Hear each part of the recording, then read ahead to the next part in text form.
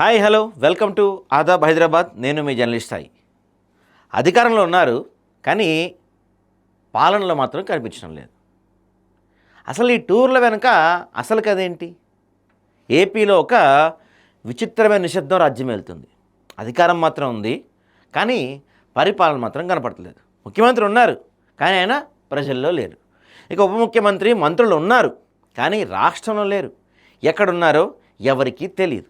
ఇప్పుడు అందరినీ తొలుస్తున్న ప్రశ్న ఒకటే, ఇంతమంది టూర్లలో ఎందుకు ఉన్నారు?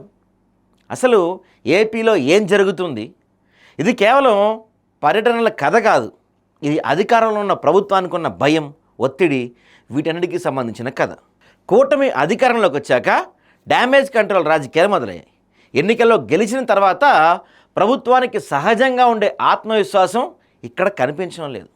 దీనికి బదులుగా విదేశీ టూర్లు, ఢిల్లీ టూర్లు, రాష్ట్రానికి దూరంగా ఉండటం, ప్రజలకు దూరంగా నాయకత్వం, ఇది పరిపాలన కాదు.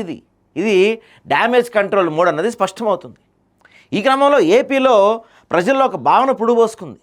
సర్కార్ వచ్చి నెలగడిచినా మా జీవితాల్లో మార్పు లేదు. ఇప్పుడు ఈ మాటే ప్రభుత్వాన్ని బలంగా వెంటాడుతుంది. అనుభవజ్ఞుడైన చంద్రబాబు ఆందోళనలోనే పురుడుపోసుకుందా అంటే అవునని అంటున్నాయి పరిస్థితులు.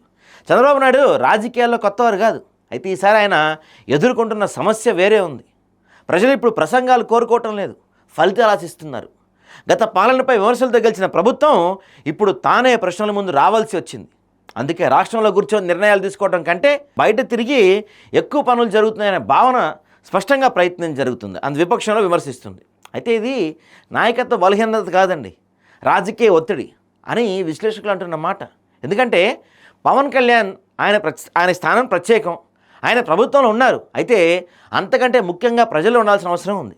తన పార్టీని కాపాడుకోవాలి, కూటమిలో తన ప్రాముఖ్యత చూపించుకోవాలి. అందుకే ఆయన టూర్లు వేస్తున్నాడు. కానీ పాలన కోసం కాదు, రాజకీయ సమతుల్యత కోసం. ఓ చిన్న తప్పు జరిగితే బాబు నీడలో పవన్ ముద్రపడే ప్రమాదం ఉంది. కాబట్టి ఆయన ప్రయాణాలు కేవలం తన రాజకీయ ఇండిపెండెన్సీ కోసం మాత్రమే పోవడం చేస్తున్నారు. ఇక నారా లోకేష్ని చూస్తే కేవలం వారసత్వం అంటే సరిపోదు, ప్రజల ఆమోదం కావాలి. అయితే ఇక్కడ లోకేష్ సమస్య వేరేగా ఉంది. ఆయనకు కావాల్సింది పార్టీలో అందరి అంగీకారం, ప్రజల్లో విశ్వాసం, వారసుడైన ట్యాగ్ నుంచి బయటపడటం. అందుకే ఢిల్లీలో కార్పొరేట్ మీటింగ్స్, విదేశీ ఇన్వెస్టర్లు, స్టార్టప్స్, ఫ్యూచర్ ప్లాన్లు. కానీ గ్రౌండ్ లెవెల్లో మరోలా మాటలు వినిపిస్తున్నాయి. అదేంటంటే ఇవన్నీ సరే, మా ఊర్లో సమస్యలు ఎవరు చూస్తారు? ఈ గాసిప్పే లోకేష్ని బాగా ఇబ్బంది పెడుతుందట.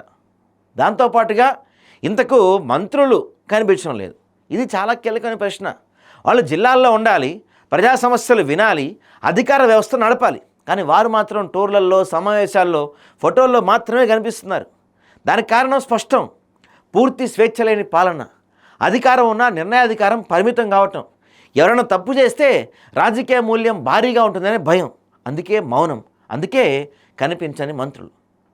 ప్రభుత్వానికి అసలైన ప్రమాదం ఎక్కడ ఉంది? ప్రతిపక్షంలో కాదండి, విమర్శల్లో కాదు, సోషల్ మీడియాలో కాదు, ప్రజల మౌనంలో ఉంది. ప్రజలు ప్రశ్నించకపోతే అది మద్దతు అనుకుంటే పొరపాటే. అది ప్రజల నిరాశకు నిదర్శనం. ఆ నిరాశే ఈ ప్రభుత్వానికి అసలైన ప్రమాదం. ఇది అందరూ ఖచ్చితంగా గ్రహించి తీరాలి. ఇది టూర్ల రాజకీయమా, తప్పించుకునే రాజకీయమా? నిజం ఒప్పుకోవాలి. ఇప్పుడు జరుగుతుంది అభివృద్ధి టూర్ కాదు, రాజకీయ నమ్మకాన్ని తిరిగి సంపాదించేందుకు చేస్తున్న ప్రయత్నం. కానీ నిజం అనేది ఎప్పుడు మారదు కదా. ప్రజలు ఫోటోలు చూడరు, మీటింగ్స్ లెక్కించరు, టూర్ల మ్యాప్లు గుర్తుపెట్టుకోరు. వాళ్ళు తమ జీవితాల్లో మార్పు మాత్రమే చూస్తారు. ఆ మార్పు కనిపించే వరకు ఈ టూర్లు కొనసాగుతాయి, ఈ ప్రశ్నలు ఆగవు, ఈ రాజకీయ వేడి తగ్గదు.